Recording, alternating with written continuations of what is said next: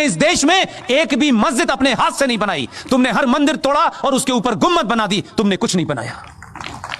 अगर तुम्हारा Islamic architecture नाम का कोई फ्रॉड था तो भाई मुझे बताइए, सऊदी अरब में कितने ताजमहल बने हैं, कितनी कुतुब मीनार बनी हैं?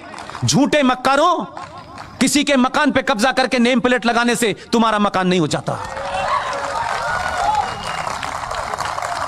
अगर इतना ही आर्किटेक्चर था तो कुछ दिखाई देता ना हमें। तुम जिन जगहों का हवाला देते हो, ईरान 77 से पहले क्या था, तुमने क्या बना दिया? और तुम्हारी तो ख्वाहिशात भी बड़ी अजीब और गरीब हैं। तुम इस देश से यहूदियों को समाप्त करना चाहते हो, वो शैतान है तुम्हारी निगाह में। काफिरों को खत्म करना चाहते हो, वो भी शैतान है तुम्हारी निगाह में। लेकिन मूर्खों, तुम्हें यहूदी की बनाई AK-47 से ही समाप्त करोगे उसे? तुमसे कुछ नहीं बनाया गया अभी तक। तुम कट्टा बना सकते हो, चाकू बना सकते हो। उसी काफिर के हथियार और उसी यहूदी के हथियार से तेल निकला, तब तुम्हें पता चला कि यहां तेल है, नहीं तो तुम्हारे लिए चंदा हो रहा था पूरी दुनिया से। तुम तो इतने एहसान फरामोश हो कि जिन्होंने तुम्हें कपड़े पहनना सिखाया, जिनकी वजह से पूरी दुनिया में आज ये कहते हो कि हम बहुत ताकतवर हैं, जिनकी बुनियाद पे हो आज भी वो टैप बंद करते हैं तो टैप खोलना नहीं आता तुम्हें। चटाई और लोटा लेकर के अल्लाह को याद करने से कुछ नहीं होता। और आप इतने मक्कार हैं, इतने बुज़दिल हैं, आपका ईमान तो उस दिन पता चल गया कि आप रहते हिंदुस्तान में हैं, लेकिन आपका दिल धड़कता है फलस्तीन के मुसलमान के लिए, जिससे आपका कोई रिश्ता नहीं है।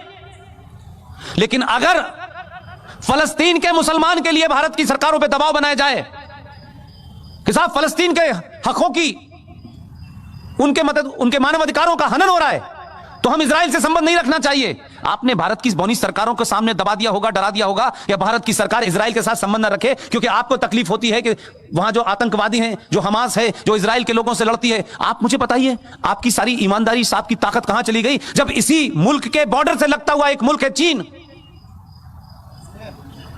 उसने कहा दाढ़ी आधी, पजामा नीचे, अजान बंद, मस्जिद खत्म, रोजा आधा, और मोहम्मद का नाम रखा तो ऊपर। कितने मक्कार मुसलमान हैं, ये जोकर नहीं जाता कभी।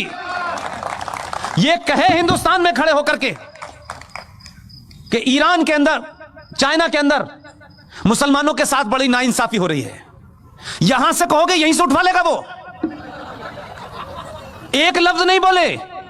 हम जैसे शरीफ लोग जो बार बार आपकी बातों में आ जाते थे, आप कभी हमें कव्वाली सुनाते हो, कभी आप हमें गजल सुनाते हो, हम तारीफ कर देते हैं तो आपको लगता है कि हम पागल हैं। हमें भी पता है आप क्या कह रहे हैं। वो एक है उत्तर प्रदेश में, सॉरी मध्य प्रदेश में, बहुत पुराना है, धूप में ज्यादा रहा है तो रंग ज्यादा गोरा हो गया उसका।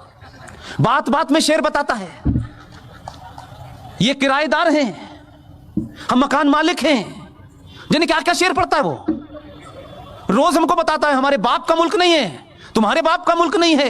जिन्हें किस किस के बाप का मुल्क है, तुम्हारा बाप कौन है पहले तो ये बताओ। अरे अपने बाप का तो चयन कर लो, इस मुल्क के बाप का बताओ। हमको पता है हमारा बाप कौन है, और गलतफहमी ना रहे। हमने नहीं कहा था कि भाई गांधी जी को हमारा बाप बनाओ, किसी ने बना दिया, हमने मान लिया।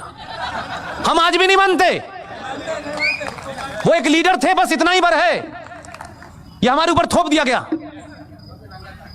वो भी क्या क्या बातें कहता है। आपको जवाब देना आना चाहिए।